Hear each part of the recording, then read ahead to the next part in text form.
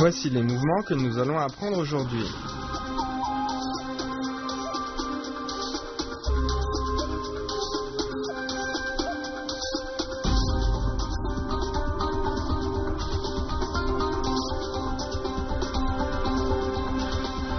Il faut veiller à former des cercles verticaux de chaque côté du corps. On forme une courbe et on tourne ainsi de suite.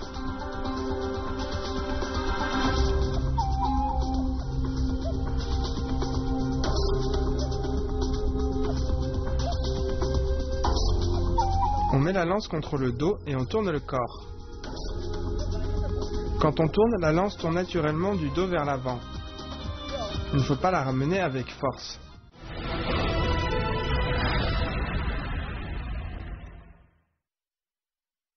Le prochain mouvement, se retourner, crocheter la jambe et pointer. La main droite empoigne le manche et en même temps on tourne le corps à gauche.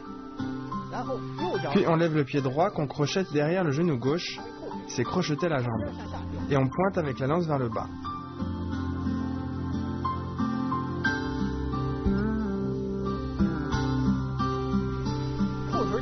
Crocheter la jambe et pointer. On tourne le corps à gauche. On crochette le pied derrière le genou, la jambe de maintien doit être stable. En même temps, la pointe est dirigée vers le bas en pointage. Lors de l'exécution, la main doit empoigner la base du manche et la pointe est vers le bas pour pointer. De plus, le pied doit être crocheté à l'arrière du genou et il doit bien coller. Bien, refais-le une fois.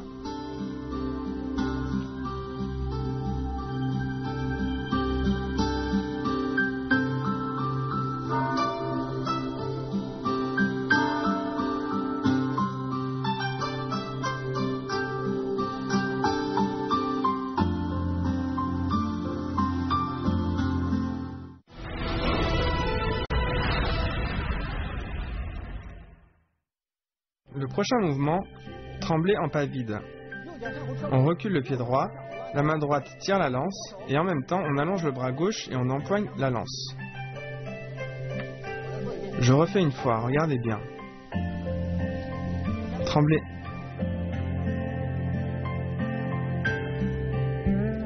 Pratiquez avec nous.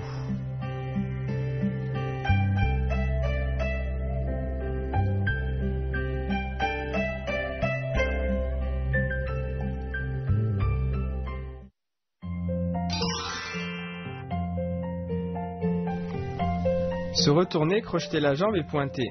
Le pointage est une attaque. Elle vise surtout les poignets de l'adversaire afin d'annuler sa capacité d'attaque. Le pointage vers le bas doit être rapide et puissant mais de faible amplitude.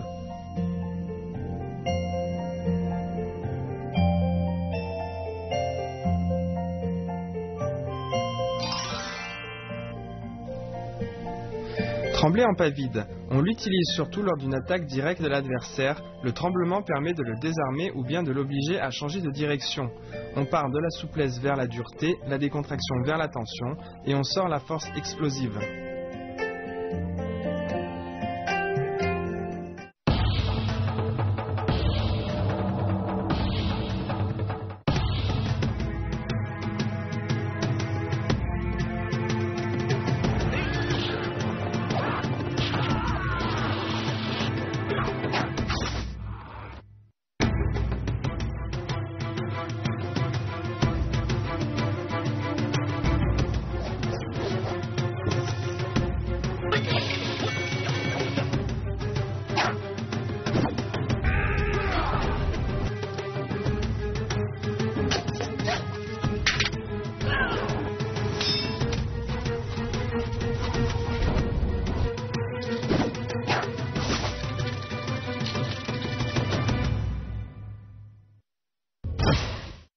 Le prochain mouvement, avancer et cercle de lance. La main gauche tient la lance entre les doigts. La main droite amène la lance à l'intérieur et en même temps on avance. La lance décrit des cercles verticaux de chaque côté près du corps, comme ceci. Et on peut accélérer.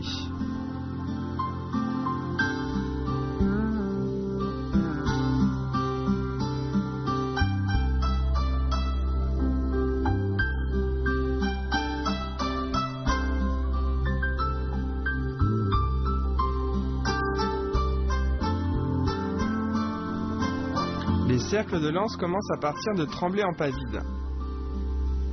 On commence, on avance et on fait des cercles.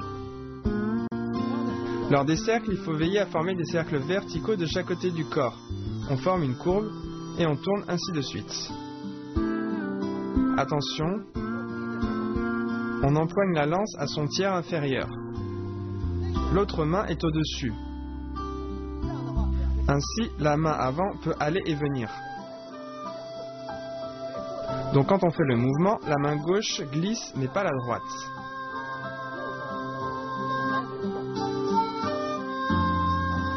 Bien, refais-le une fois.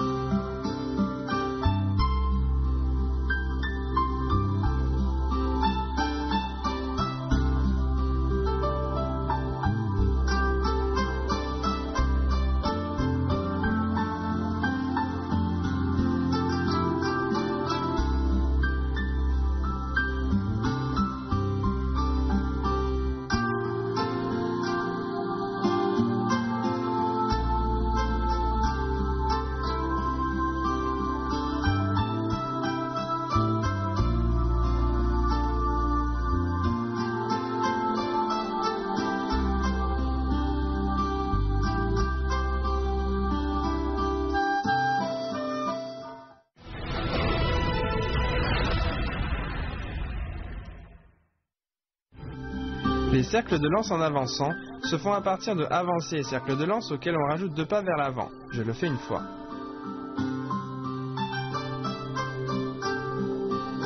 Cercle de lance et en même temps on avance. Pratiquez avec nous.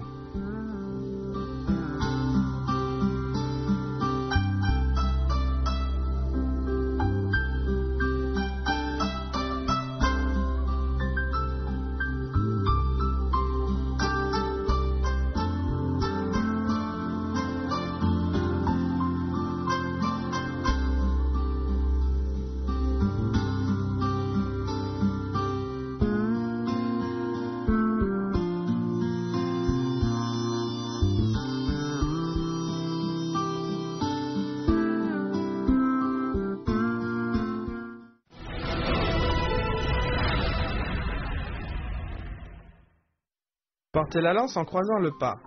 On commence avec les cercles de lance. Après les cercles, on avance et en même temps la main droite tire la lance à l'arrière. La main gauche par devant. Puis on lève le pied droit et on croise le pas. On pose la lance sur le dos, puis on tourne. Portez la lance en croisant le pas, à partir des cercles de lance. On croise le pas. Quand on croise le pas, il faut veiller à ce que la jambe gauche soit fléchie et les bras écartés.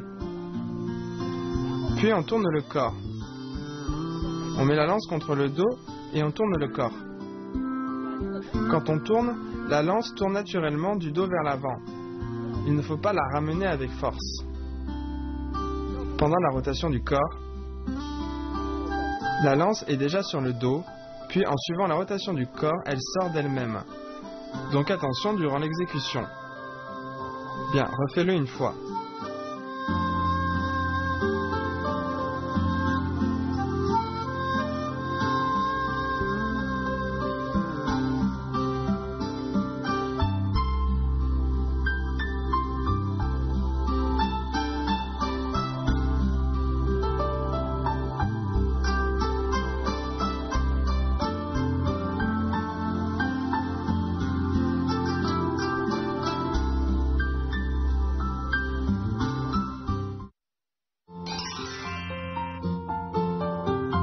Avancer et cercle de lance.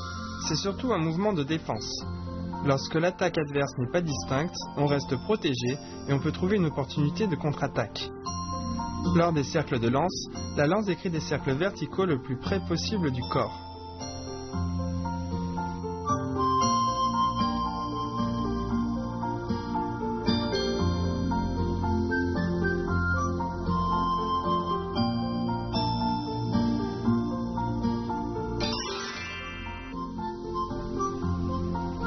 Cercle de lance en avançant. Ce mouvement se fait à partir de avancées et cercles de lance, auxquels on rajoute 2 pas vers l'avant. Lors de la pratique, on peut commencer lentement, puis accélérer.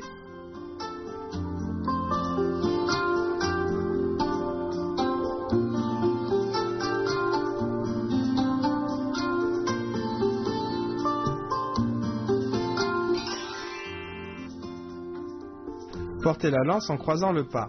C'est un mouvement de transition pour enchaîner avec une attaque inattendue. La main droite doit sortir la force au bon moment, de manière coordonnée, le corps légèrement penché et la main gauche doit saisir la lance de manière précise et stable. Le manche doit être le plus proche possible du corps.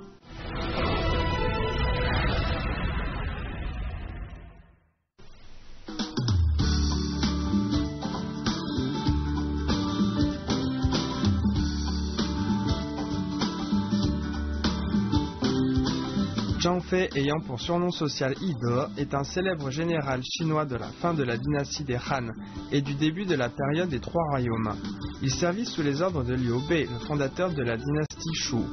Selon la légende, il faisait partie des 5 généraux tigres de l'armée du Shu et était réputé par ses adversaires pour avoir au combat la force de 10 000 hommes. Il utilisait une lance qui, selon la légende, atteignait les 2,50 m environ et a la forme d'un grand serpent. Les généraux adverses qui le rencontraient en étaient effrayés. Maintenant, on révise ensemble l'enchaînement des mouvements de secours.